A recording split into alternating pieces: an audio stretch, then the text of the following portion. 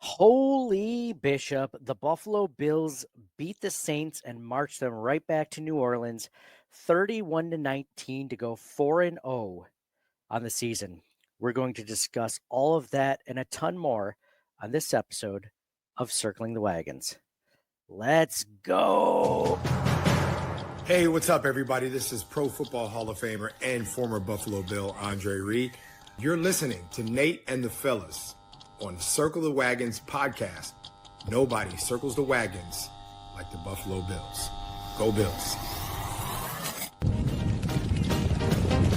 Where else would you rather be than right here, right now? Hey, hey, let's go Buffalo. Hey, hey, let's go Buffalo. The Bills make me wanna. What is up, Bills Mafia? Welcome to another episode of Circling the Wagons, a Buffalo fan base podcast. I am your host, Nate. Guys, thank you so much for joining us for another victory episode where we'll discuss the Bills beating the Saints 31-19 today in Orchard Park.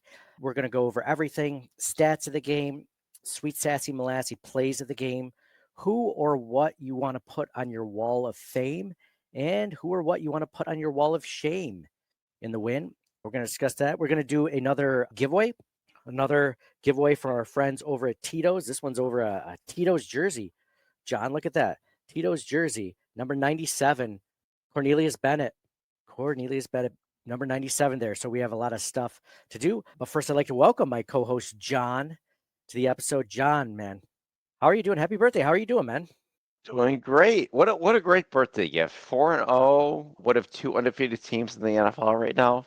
Gotta love it. Yeah. There's been some talk going on. You know, there's definitely some things to criticize in this game, and we'll get into that for sure, because this wasn't a perfect game.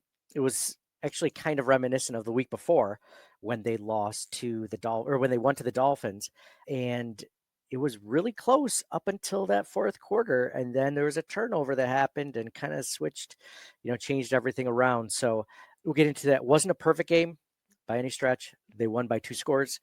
And man, I'll tell you what, though, you ask the Los Angeles Chargers if they would have taken a 31-19 win over the Giants instead of losing to the Giants, to the rookie quarterback, Jackson Dart, and see how they would have felt. I think they would have taken the 31-19 win. So I'm not so upset about that. Like you said, 4-0.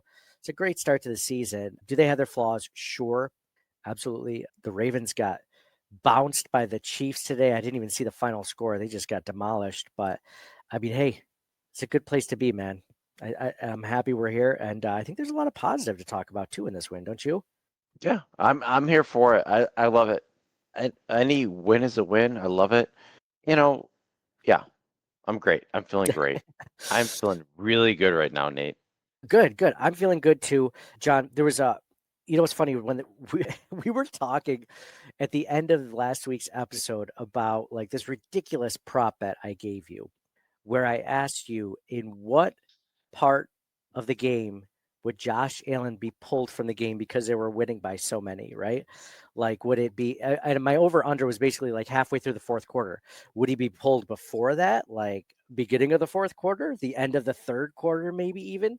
Or would it be closer to the end of the game? Maybe the last drive, Trubisky comes out, or maybe not even taken out. And man, we were kind of going around. You were thinking maybe, closer to the end of the game, but I don't think you had ruled out that he wouldn't sit out. You were just kind of like, I think it'll be a little closer to the end.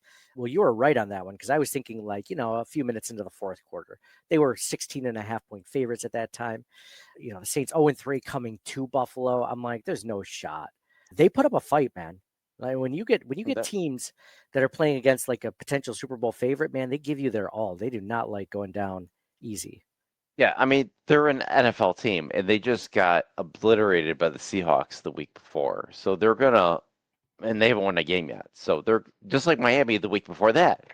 Miami was desperate. They hadn't won a game yet. They were going to give it their all too. So I think the Bills did well in both of those situations to win those games, but you got to give those other teams credit for trying as hard as they did in those situations. Oh, yeah. Yeah. I mean, everything was on the wall for the Bills to just trounce them. Like you said, they just got demolished by the Seahawks. First year head coach, not a rookie quarterback, but a young quarterback. Spencer Rattler hadn't won a game. He was 0-9 going into this game. So you're like, the Bills can take this. In some ways, the Saints defensively gave the Bills more than they had handled in a lot of other games. They sacked Josh Allen twice, I believe, which is not a common feat. They gave him his first interception in 9 games, I believe. So they gave him everything that they could handle, and the Bills still scored over 30 points. First team to do that in the first 4 games of the season. I think they said in back-to-back seasons since I can't remember when. I'll have to look at that stat later. I have it written down somewhere, but yeah, like you said, you're playing against. Teams. It's so early in the season. Teams have not given up yet. Like no one gives up at week 4. And it's just like I'm getting ready for, what do they say? 1, 2, 3. Cabo? No, it's not 1, 2, 3. I forget what it is. 1, 2, 3 Bermuda, Bahamas. I don't know. Whatever it is, where they're done. Yeah, I think in most situations nobody's giving up. It's got to be a very unique situation where players are quitting on a specific team because of a coach or a owner, general manager type of situation. In most cases, nobody's ever quitting because they're playing for that next paycheck. They're playing for next year, if anything else. So Oh yeah. and plus the competitive nature of the sport, you're not gonna.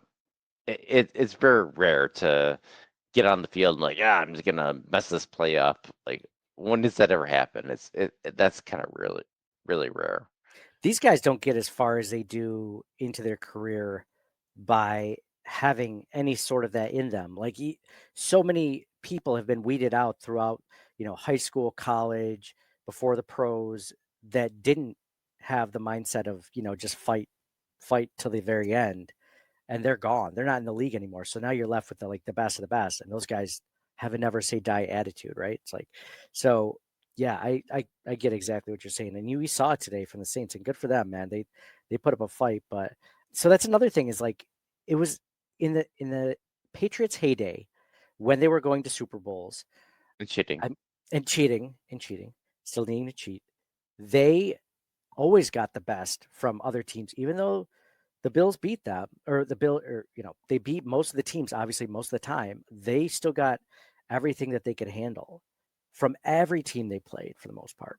So it doesn't happen. I'll ask AI maybe later, but I'm curious at how many teams that even that Patriots team lost to during their Super Bowl era by teams that finished 4-12 or 6-10, right? At the end of the season. Probably a dozen of those teams they either lost to or they won by 4 points. It happens.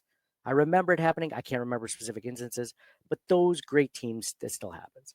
So I was listening to some of the radio broadcast prior to the game, and they were talking about that kind of thing. And the last time the Bills had lost to a lesser team, or they played out at their opponent but lost, it was like a Jacksonville game from 5 years ago. It's been a while. Yeah, yeah. Was that the London game? Was that the one? I don't know if it was London, but I think they were saying it was like one of the the 9-6 game or something like that. Oh yeah. Was that the Blake? Was that no? I was thinking no. I'm thinking of the Cleveland Browns one, the Derek Anderson one, where they he didn't even have a completion, but they still beat the Bills or something like that. But either way, that narrative, that's just and hasn't been the case in recent years. Yeah, Joey Hatch just said we have never really played the Saints good. We are 2 for 8 against them, and I wouldn't be surprised. The last time the Bills played, I want to say the Saints, it was Thanksgiving. Isn't that the one where Trey White tore his ACL? I want to say that sounds right, or was it Von Miller? No, it's Trey White had an Achilles injury. Yeah, Trey White's first major injury was against the Saints. Yes. Yeah, and that was only 4 years ago, maybe. Yeah. Yeah. And the Saints, I think if they were the best. They were they've only been at Highmark / Rich Stadium / the Ralph 5 times, and they're 4-2 now. against the Bills in the stadium, and I think that's one of the best records. I was hearing something like that prior to the game, that they had one of the best records against the Bills at our stadium. Which is crazy because, like, we never play them, like Joey Right. said. Yeah. That doesn't. It's just the way it is, man. They brought it all. Shout out to Robbie Snyder, new listener, new to the show. Thanks for coming on, man. We are if you're new to our podcast, we've been doing this. This is our John. I think this is our 8th year doing this. I want to say, but just doing post game recaps, man. It's fun. We're gonna, like I said, we're gonna go over stats of the game, Sweet Sassy Molassey plays of the game, and there's a few. There's a few in this one. At least 2 or 3 honorable mentions, if we don't have one specifically be different between the two of us, and then Wall of Fame and Wall of Shame. Let me go into stats of the game real quick. Josh Allen, 16 for 22, 209 yards, 2 touchdowns, 1 interception. I was 11 yards from hitting my 5-leg parlay. Everything else had happened except for Josh Allen passing for 220 yards. And I'm like, he was driving that one last, it was like a James Cook pass and went for 4 yards. Like, no, hoping he'd get that touchdown. But he took 3 sacks, which is very rare for Josh to do. So, like I said, they gave him all he could handle today. James Cook, Captain Cook, 22 attempts, 117 yards rushing, 5.3 yards per carry, 1 touchdown. Josh Allen, 7 carries for 45 yards and a touchdown. On the receiving side, Khalil Shakir, 5 receptions on 5 targets for 69 yards and 1 touchdown. He had that long 43-yard touchdown. Keon Coleman, 3 receptions on 4 targets for 45 yards. And Dalton Kincaid, 1 reception on 2 targets for 28 yards. He had that long touchdown pass where Josh caught him wide open. Maybe it says Joshua Palmer, 2 receptions on 3 targets for 25 yards. And let's see, hold on. Cole Bishop had an interception. Mentioned that earlier. Who had a sack today? AJ Epinesa had a sack. Joey Bosa had a sack. Daquan Jones had a sack. Yeah. And then we have Prater went 1 for 1 on field goals today for 35 yards. Real quick, we'll do the Saints rundown. Spencer Rattler, 18 for 27, 126 yards, 1 touchdown, 0 interceptions. Chris Olave, 0 for 1, 0 yards, 0 touchdowns, 1 interception. Alvin Kamara, 15 attempts for 70 yards rushing, 0 touchdowns. I don't know anything about Kendry Miller. I don't play fantasy anymore, but Kendry Miller had a good game. I thought a really good game against the Bills. 11 carries, 65 yards, 1 touchdown. Spencer Rattler, 6 carries for 49 yards. And then the leading receiver for the Saints was Rashid Shaheed with 4 receptions on 5 targets for 47 yards, 0 touchdowns. I thought Olave was going to have a bigger game. He did have a touchdown, but he only had 20 yards receiving. I thought Juwan Johnson would have a bigger game. He didn't. And then, yeah, we had, like I said, 3 sacks on the Buffalo Bills today and 1 interception. So those are stats of the game. And yeah, John, do you want to start off with your Sweet Sassy Molassey play the game, or do you want me to start off? Hold on. I got to play the soundbite. Sweet Sassy Molassey, get out the checkbook and pay Grandma for the rubdown. All right. John, what's your Sweet Sassy Molassey play the game? All right. So first of all, I'm a sucker for trick plays, and I love that the Saints did that trick play down by the goal line, where they did that reverse thing, and then the guy threw it, and then Cole Bishop intercepted it. And I think the Bishop interception on that play, off the trick play, was my Sweet Sassy Molassey. I was like, right then and there, Sweet Sassy Molassey. That was mine too. Sweet Sassy Molassey play the game for sure. I mean, the Bills were up 14-10, second quarter. The Saints are driving, right? I mean, it's 3rd down. It's 3rd and goal, I believe. And yeah, that one-handed interception.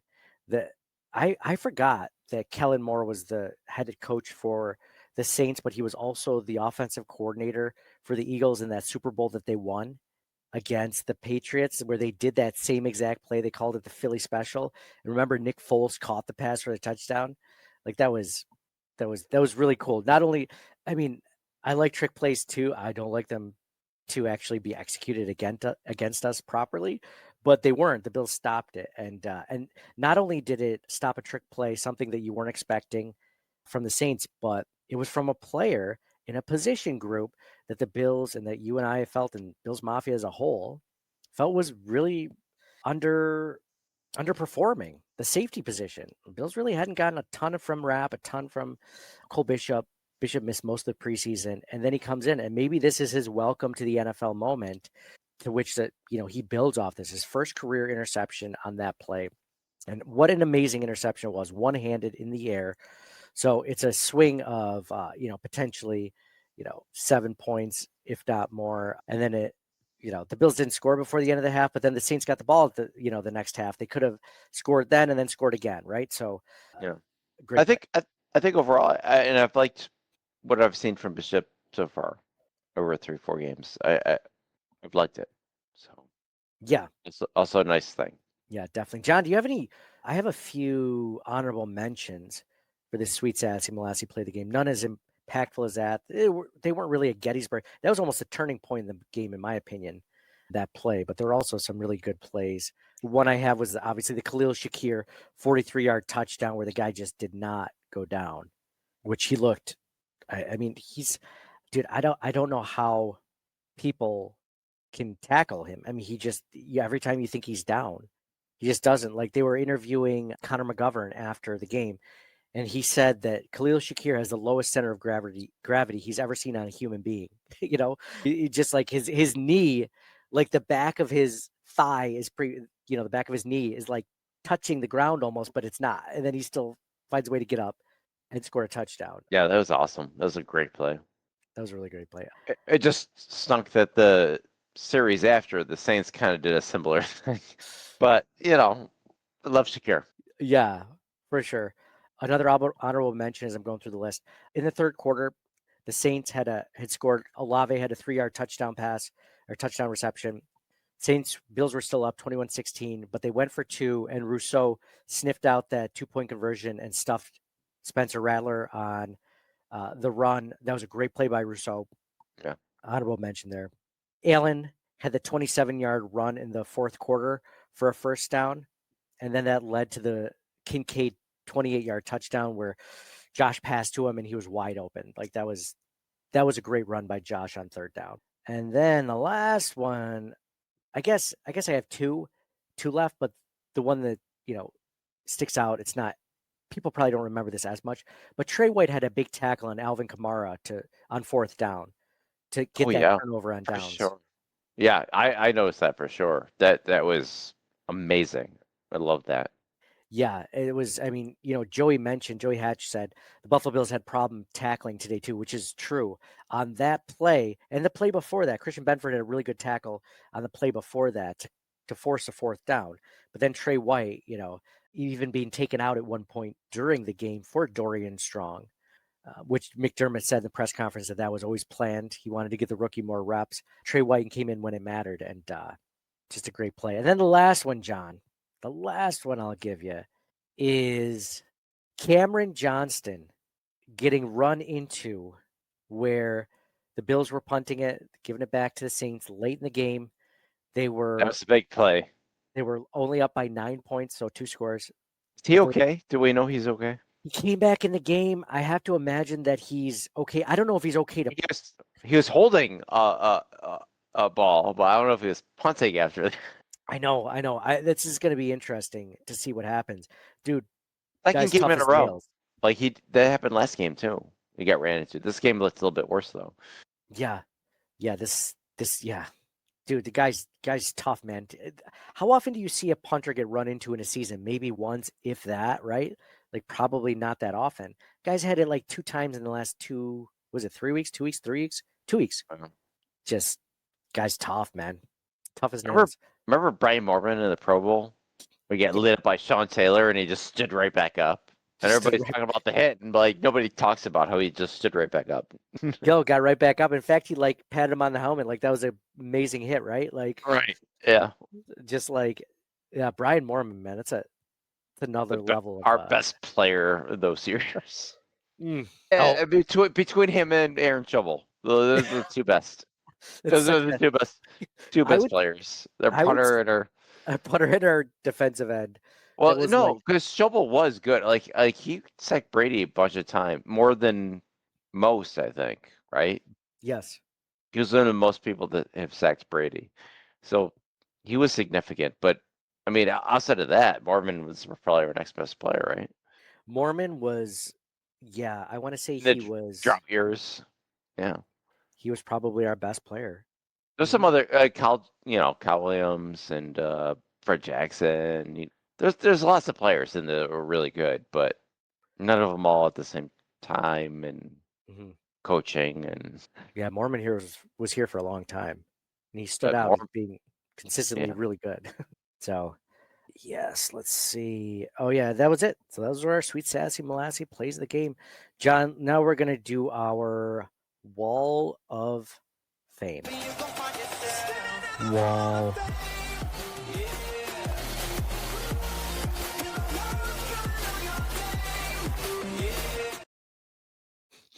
All right, Wall of Fame, John.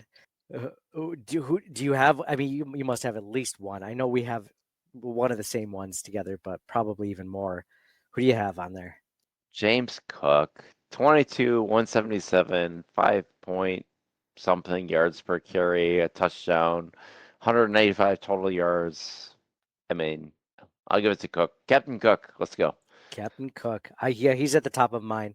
Honorable mention to who I thought is having a tremendous rookie season is Deion Walker, defensive tackle there, dude. Like he is, I mean, he's all over. He's making splash plays. He reminds me a little bit of, like a much bigger Kyle Williams. Like Kyle Williams would be that guy, like at least once or twice a game. He'd get back there, make a huge play on a third down, or disrupt the backfield, maybe even get a sack or something. But he just had that ability. Deion Walker, so young into his career, rookie season, fourth game ever, and he's making plays. So I like that. AJ Epinesa, I thought had a great game, especially because at one point we thought he was hurt. He was supposedly about to be inactive, but he ended up having, I mentioned that one sack, but also had some good pressure during the game too. And he had a big, I think it was a special teams tackle too, like at one point. I mean, he was flying all over the place. I thought AJ Epinesa had an honorable mention worthy game. I like that the Epinesa one because I kind of wrote him off. I'm like, oh, he's not gonna, he's kind of injured, whatever. And then like he all these plays, it's great. Yeah, 100%. I mean, the Bills need pass rush in any way, shape, or form. So if I don't care if it's AJ Epinesa, I don't care if it's Javon Solomon, I don't care if it's Landon Jackson, who is inactive again. I don't care who it is. I don't care if it's one of the defensive tackles. You know, TJ Sanders, Deion Walker, Taquan Jones. I don't care. Just someone get to that. Are you The Bills. surprised? Are you surprised that Landon Jackson was again inactive today? Like, wouldn't this been a game where maybe he would have been active for the first time to kind of see what he might be able to do? I think this. So what I've been hearing is that he doesn't play special teams, so it's really tough to find a way for him to be on the field when clearly he doesn't have better pass rush experience than or pass rush expertise than Javon Solomon and I guess you could say, I mean, in this case, AJ Epinesa would be the other guy that's towards like, the third or fourth string guy because it goes Rousseau and Bosa, right? And then it goes Solomon and Epinesa, unless I'm missing someone right now. So Solomon contributes on special teams. We saw AJ Epinesa contributed on special teams. I don't think Landon Jackson does that. And So what are they going to do when Ogunjobi and Hoyt are back? Those two extra defensive linemen on top of everything else. that's why when people are saying, who are the Bills going to trade for? Who are they going to sign? Who are they going to get? I'm like, they're going to have some really tough decisions in the next couple of weeks. Wait, it's going to be after week 6 is when they can get Hoyt and Ogunjobi back Yeah. for their suspensions. So week 7 is earliest. And I don't know, man. They're going to have a tough enough time just trying to find roster spots for that. I don't think they can afford to just sign someone new or trade for someone. So, I mean, it's a good problem to have. I don't know. I mean, they're not cutting Landon Jackson. Like, no matter what, they are not cutting him. It's a third round pick this year. Third round pick. You don't do that. They get But rid of Solomon. And then think about Harrison. When is he going to come back? Harrison's got to be coming back around. We don't know. Tylen He, Grable, he's on IR, but he's supposed to be returning. Man, maybe they just wait on those guys until they have a need or something because I can't see who you would get rid of in order to do that. Now, if you're thinking about it, John, this is kind of like the fantasy football thought of like who you're going to cut when the time comes. It's not necessarily who is doing the worst of all of these players that we just mentioned or other players. It's who is the least likely to get picked up by another team. And so if you're mentioning like obviously Landon Jackson, Javon Solomon, who's more likely to get picked up? Landon Jackson because he's on a rookie deal and so is Javon Solomon, but like Landon Jackson hasn't proven anything, but he hasn't not proven anything yet either. So like if it was between AJ Epinesa and Javon Solomon, AJ Epinesa is going to get picked up by another team on waivers. Like he will. They might have to drop Solomon and Epinesa, like to get these other defensive linemen. Like I mean, geez. yeah, like if you have to like they got two guys on suspension coming back. Which two defensive linemen are you dropping? Oh, I got it. You got it? All right, you got it. I know one person that they're looking to potentially get rid of. Okay, you ready?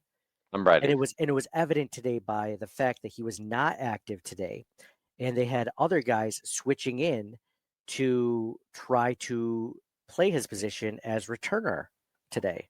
So who am I thinking of? Oh, Codrington is one of them. Codrington.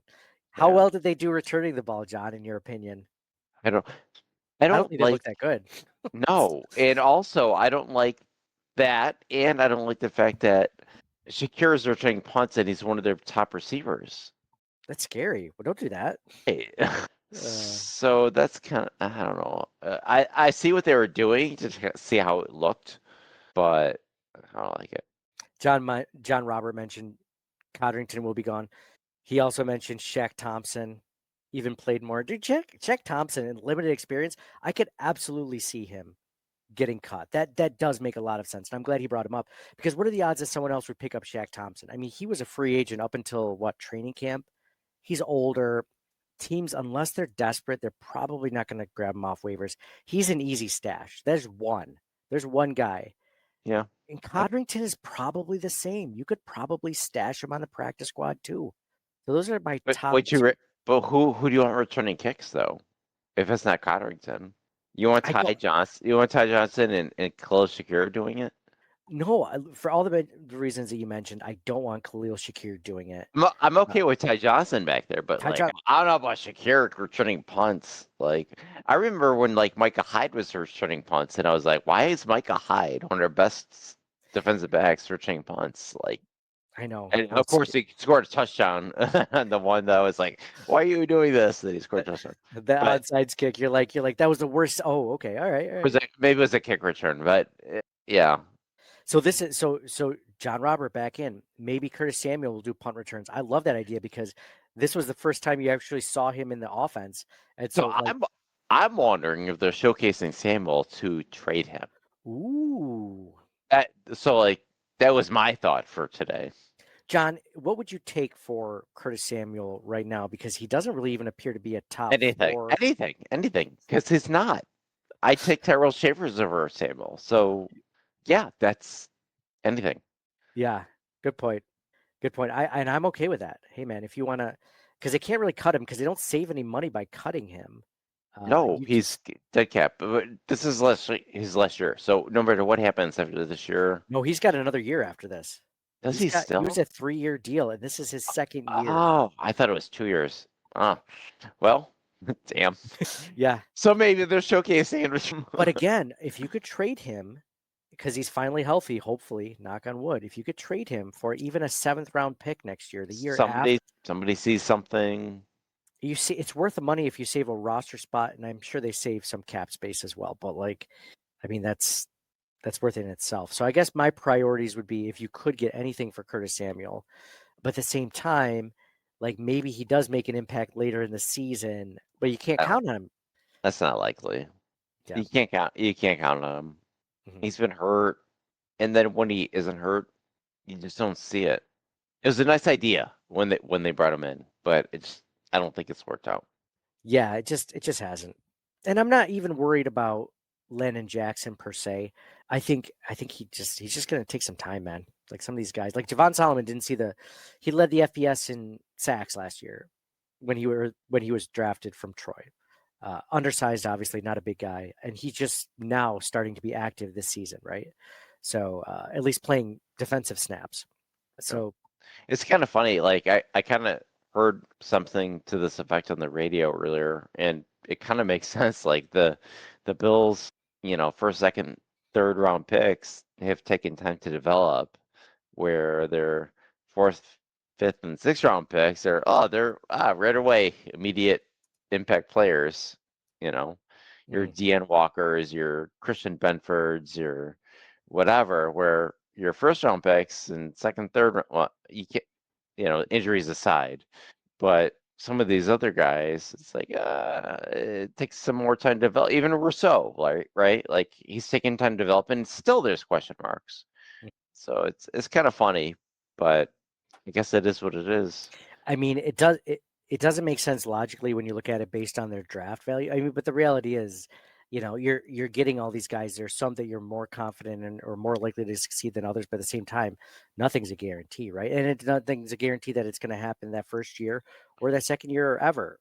Or, you get a guy Yeah, like Spencer Brown. Spencer Brown wasn't a first round pick, obviously, but there were talks of him being cut by the team, and now he's playing an all time level.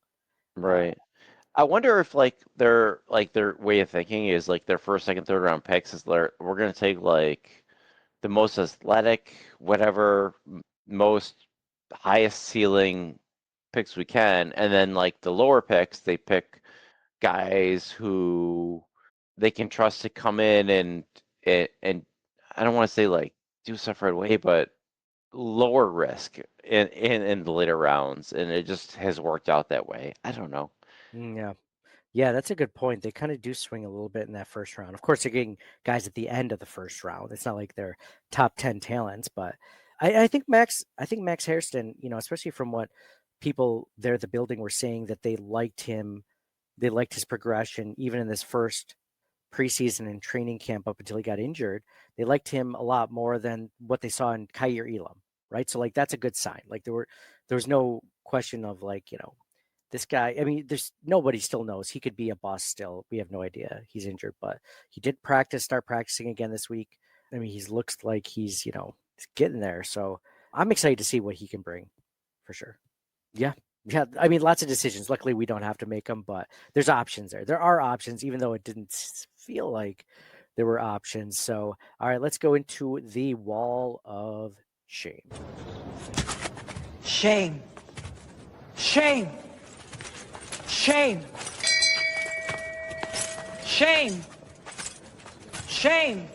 All right, John, who or what do you put on your wall of shame in this victory? I think Joe Brady, Joe a little Brady, bit, a little bit. 31 points wasn't enough for you, John? Is that what you're saying? No, I don't want to say that. It was enough.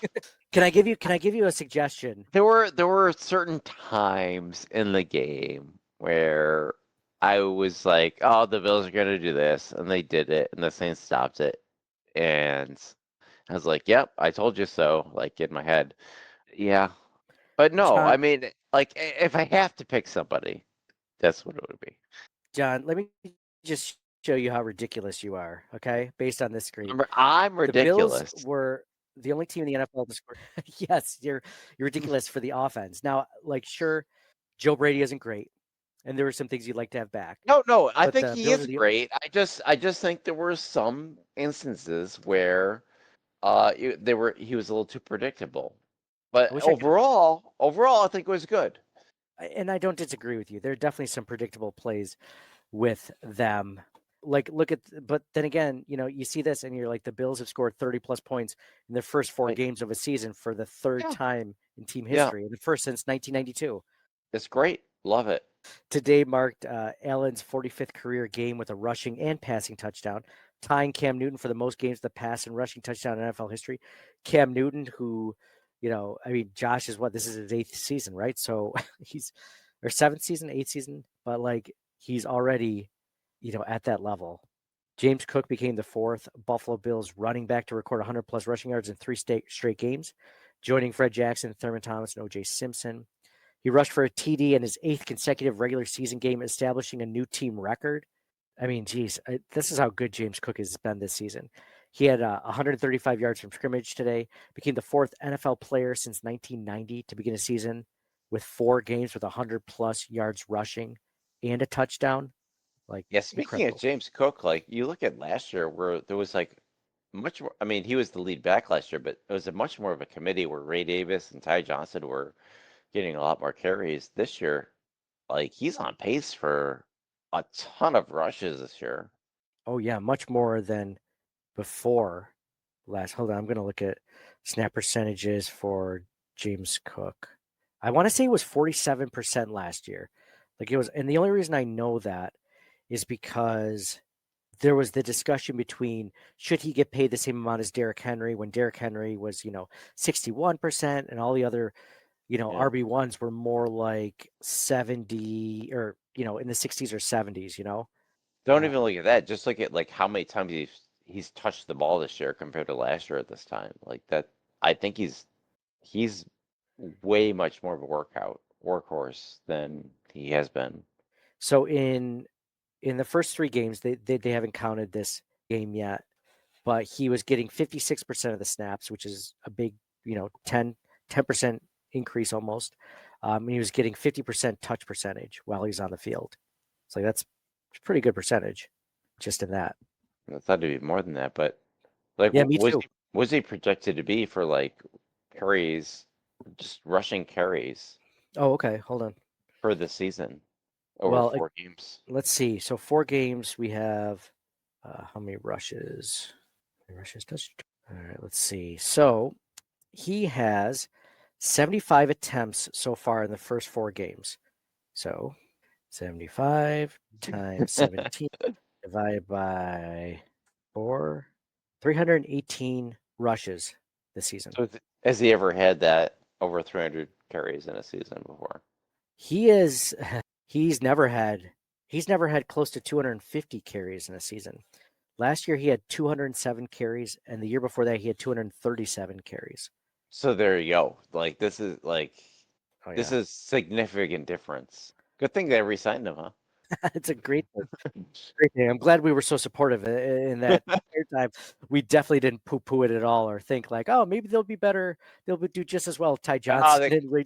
they can sign anybody at running back. It'll be fine. No, Yeah, it's worked yeah. out really well for them. They made a good decision. It's all the offensive line. Meanwhile, they're like, the amazing right tackle was out today, and he still had a great game. In fact, so one of the things you were mentioning about Joe Brady, I wanted to touch on, was the fact that some of the play calling, and I agree. But there was that one play that Ryan Vandemark whiffed on that ball carrier, or on the defenseman, which allowed Shakir to get taken down in the backfield. I think was that the 4th down play? Yeah, that was the play. I was like, why are you giving it to your receiver to run it while, yeah, like I did disagree with the play in totality. I thought that it should have been an Ellen choice to run or pass it. Like, why are you letting your receiver run it? I get that. I get that the offensive lineman messed up, but even still, I disagreed with the play call. John, you can't say you like trick plays and then they fake hand it off to James Cook, who's running like crazy, and then they just do a little No, quick I pitch like to. the Saints trick play when it failed. Oh, Like, yeah, completely so different. so your trick plays have to involve like a flea flicker of It's some a, it sort, right? it depends. Well, Tampa Bay did a flea flicker today. I think it was intercepted, but there was it's but no, I love trick plays. I love it, but But the trick play has there's to involve a there's a pass. there, Don't just there's a run it. time there's a time and a place for it. Hey, well, the Saints did their trick play on like 3rd and goal. Is that not the time and the place to do it? Sometimes I Maybe, think that is the time and the place to do it when yeah, when that it's might have that. been, but it didn't work out for them. It didn't work Oh out for well, either of them. oh Both well. terrible play calls, yeah. But again, Ryan Vandemark whiffed on that one and caused it. Not that Vandemark had a bad game, but there was a way that it just happened. So it's all Do good. you think do you think that like this? I don't want to say this was a close call. Like nobody thought we were ever going to lose this game, right? Do you think Milano and Oliver are a step closer to playing next game because of this game, or is it just like were they resting early? Like oh, it's the Saints, we're gonna rest them another game. Like, what do you think? Man, I like to think that they were thinking about. I mean, Ed Oliver didn't practice all week, Matt Milano didn't practice all week. It wasn't even like they were limited leading up. At least Spencer Brown was limited. I think that was more of a let's just be safe and let him sit another week, as opposed to Milano and Oliver. I didn't see the Friday practice, but I believe Spencer Brown was limited and Milano and Ed Oliver were still out, I'd have to say. But then you could also look at this next game. It's like, well, rather than have them play against the Falcons in Atlanta, which I think the Falcons could be a tough team to beat in Atlanta on Monday Night Football. Do they play the Falcons? Oh no, I'm next, or sorry. they- Oh no, I'm sorry. I'm sorry. It's the Patriots. I got that wrong. My bad. Oh. Good catch. They're playing the Patriots on Sunday night, in Buffalo, which the Patriots look good today. So And it's a divisional opponent, and you want to win. let's hope. Let's hope that that's something that they come back for. But yeah, I think it's possible. I think it's possible they looked at that game and that's not even a divisional opponent. They're coming to us. They're 0-3. Let's be safe. But again, I think that was more Spencer Brown than Milano and Oliver, the way I understand it. So That sounds right. so they're bringing it up in the chat. I got to bring this up. Josh Allen had a rushing touchdown today, marked his 70th career scrimmage touchdown, surpassing O.J. Simpson's at 69 for the third most in team history. He trails only Andre Reed and Thurman Thomas, who have 87 for the most scrimmage touchdowns in Bills history. You think Josh Allen beats that in the next couple of years? He surpasses as the most career scrimmage touchdowns. He might be that in like you look at some of these quarterbacks with rushing touchdowns, like Cam Newton. He's got 75 or something. Like I think he can top that. I think he's gonna top Jim Kelly for passing touchdowns. He only needs 37 more for that. 37, 38, something like that. Yeah, he's gonna get tons of records. I think it's inevitable. This is a fun. It's a fun time. You always has to, as much as you criticize maybe McDermott, sometimes Josh Allen, sometimes Joe Brady, this offense. I mean, what we're witnessing is the kind of things that we dreamt about during the drought, right? Like we could not. It was almost impossible to see something like that happen. Like being able to watch what we're watching right now, and it's so fun. It's so much like even on a game where people think they should have won by more, I think that's kind of a product of, the amazing era that we're living in, that like I guess I don't take that for granted because we've lived through so many crappy seasons. Like what we're witnessing is great. Even if the Bills don't destroy the 0-3 Saints, this is such a good win, man. I can't be pessimistic about this. I've seen people say, fire McDermott. What is he doing? I'm like, dude, like just enjoy it, man. Because they could win. I mean, they wanted to fire Nick Sirianni last year, and he just dismantled Andy Reid and the Chiefs in the Super Bowl. So, like, let's take it with a grain of salt. Like, this isn't, they could still go really, really far with the same team. And then anyone and everyone that said, fire Sean McDermott or fire Joe Brady or whatever, it doesn't matter. So Milano and Ed Oliver did not practice once last week. Spencer Brown did have a limited practice on Friday. So yeah, no, and I agree with that sentiment. Like I was actually talking about this earlier today to some friends. Like I remember watching Jim Kelly play and Thurman Thomas and Bruce Smith and all that, and it was great. And then to live through that big drought period, and not only to come out with a quarterback by sheer luck, it seems, but like best in the league.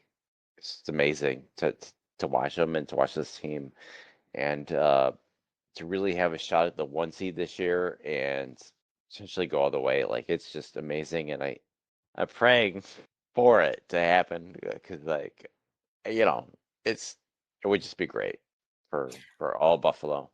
the 1 seed, the bye, the home field advantage, no matter what. I mean, it gives, it's banged up as this team always feels like they are, to get that extra week and not get beat up for one more game like they have been every single time they've made the playoffs since they broke the drought would be tremendous. I think that could be the small thing that gets them over the hump, in my opinion. I think all Bills fans are looking to that. I mean, before I even think Super Bowl, which would love that, it's definitely 1 seed. It's definitely 1 seed before anything else.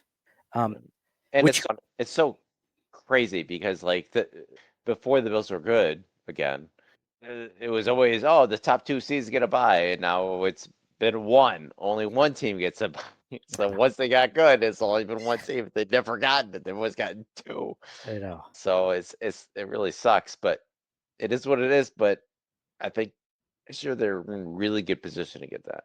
This is the best position they've been at. Only 4 games in, of course, but this is the best position they've been in for sure so far. Especially considering, everyone else that's Burrow is out until at least December. I mean, this is the best you have. I mean, the Saints or the Chiefs are what now 2-2. The Ravens are 1-3.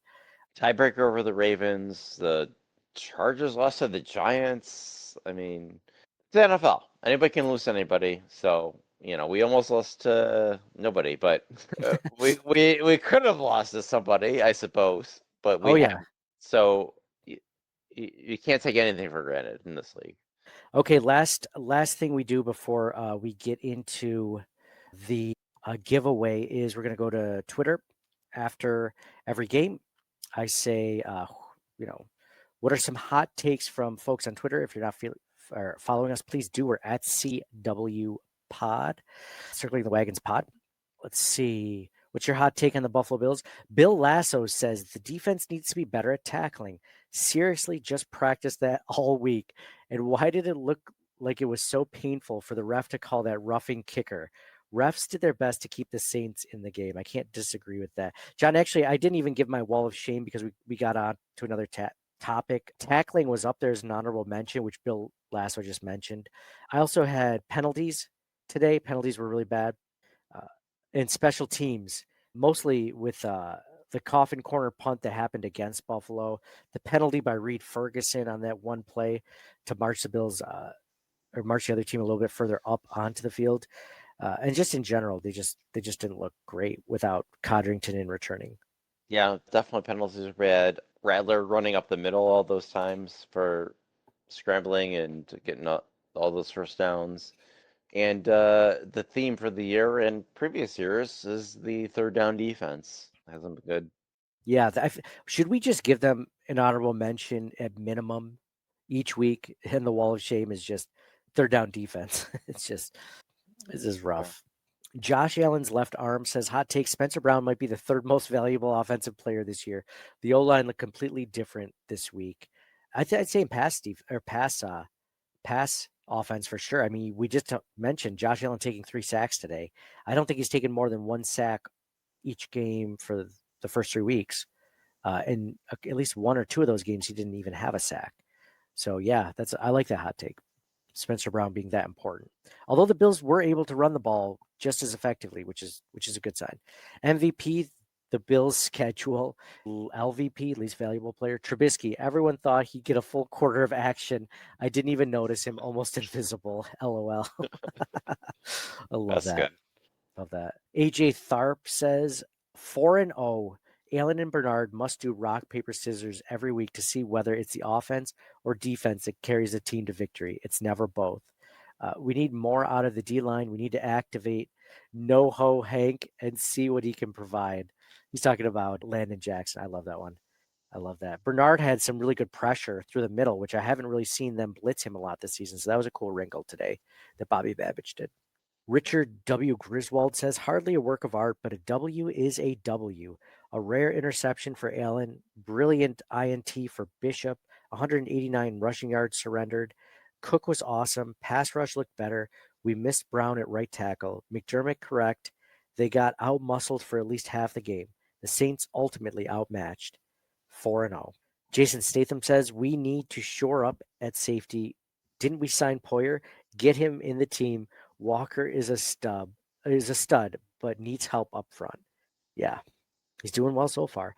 You know what's funny, John, is I hate using this in like saying Deion Walker I thought had a good game, but then not noticing TJ Sanders, and I feel like they'll always be linked together because TJ Sanders was a 2nd-round pick and Deion Walker was a 4th-round pick. But I saw Sanders in for a couple of snaps, and I was kind of hoping he would somehow make an impact. Just hasn't really this season, at least noticeably so. Not ready to give up on him clearly, but just noticeable. Yeah, it's been a few games. It's not like it doesn't necessarily have to be a Christian Benford scenario. They could both be great. Too early. Yeah, for sure, for sure. Just a hand in a frog puppet says Babbage needs to be fired at or before the bye. Let Nielsen take the reins. That is a hot take. I'm not ready for that yet. I think, dude, as far as Babbage goes, I kind of think he has a little bit of a pass here. We just mentioned all the injuries. Ed Oliver is out. Matt Milano's out. Bernard was out for a series. How many points did the Saints score? They scored 19, John. Yeah, less than 20. I think that's fine. If the offense scores more than 30 and the defense scores allows less than 20, I think it's a good game, right? I Right? I That's I, that's good, right? I don't disagree with that. I think people just want them to be dominant, which I get. Who I doesn't know want them you to be want dominant? the 50 to nothing game, but like that's the NFL. Like everybody's good. Everybody is good. So the Bills did so earlier. Richard W. Griswold mentioned 189 rushing yards surrendered, which is for sure true, right? Like that's not a great stat. But the Bills are allowing like less than 130 yards of passing each game. And you could say that part of the reason why is because other teams are able to rush on the Bills. But I look at it as, well, dude, I'll let you rush on me as long as you're not scoring all the time, right? Like I would much rather take that up than like 400 yards passing every game. Like that's not even, if there's got to be a weakness on this team, let it be the rush defense. Oh, Um, that's the way it's always been. So yeah, yeah, even when the defense was good yeah. in 2020, it was still the rush defense that was bad. hmm But Are you no, talking? like yeah, you're absolutely right. Like they're I'm not worried at all right now. The offense is clicking, 30 points every game. The defense is holding its own. Whatever. John, I want to ask you a question after we talk about Chad LeBree's comment because this is really good. He said the defense needs to come out faster and more on fire. Takes way too long for them to get rolling. Cook kept cooking, and Allen kept the offense moving toward another victory. Happy Victory Monday. Go Bills. I love that one. John, one of the things I'm impressed with the Buffalo Bills in general from the coaching staff, from Babbage, from McDermott, from Joe Brady, is their adjustments in the second half. Now, does it last the entire half? No, I don't think any adjustments do, but like they always seem to come out on fire in the second half for whatever reason, which I do like. And then they hit a lull in like the third quarter or some point, but then they come back in the fourth quarter. You know what I mean? Have Sure. you noticed that too? Yeah, absolutely. Yeah, and I saw it today, kind of. Yeah. Jim Dubs said definitely not winning a championship unless the D tightens up. John, here's a good question. I'm glad Jim brought this up because they say defense wins championships, right? You Yeah. look at the Eagles defense last season, like you could argue that obviously the Eagles offense was great, but I think it was the Eagles defense that won them the game. Just being able to put a stranglehold on Patrick Mahomes in that offense, right? Do you ever worry, like, sure, Josh Allen scoring 30 points a game? Guess what? The Bills' K gun offense in the 90s, they were putting up a ton of points too. And then when they when they faced the Giants and a backup quarterback, and the Bills were, a really good defense, they couldn't win that game when it mattered. Okay, let's not bring up old wounds here. I'm just saying, like, I'm not saying that they can't get to that level where they are because people will become healthy. Maxwell Harrison is going to become healthy. Ed Oliver is going to be healthy. Matt Milano is going to be healthy. Like, they're going to get their good players back. And their other players are going to get better over time. Dorian Strong's only going to get better. Deion Walker's only going to get better. TJ Sanders is only going to get better. Maybe Landon Jackson will even be active. Like Michael Hoyt could be the key to all of this, right? Maybe it's Larry Ogunjobi, right? Like it could be all this stuff. I feel like you're making it worse. You're saying all these things and you're making me like you're making me More come. nervous, less confident. But no, but like they aren't dominant right now. That is a fact. They're okay. They're pretty good. They're not dominant by any Who's stretch of not the imagination. who's not The dominant? Bills defense. We're 4-0. The Bills defense, which is true.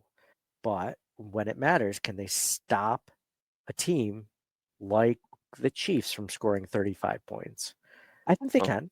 If everyone's healthy and they still continue to get better, I think that they can do it. They're just not there right now. And that's all right.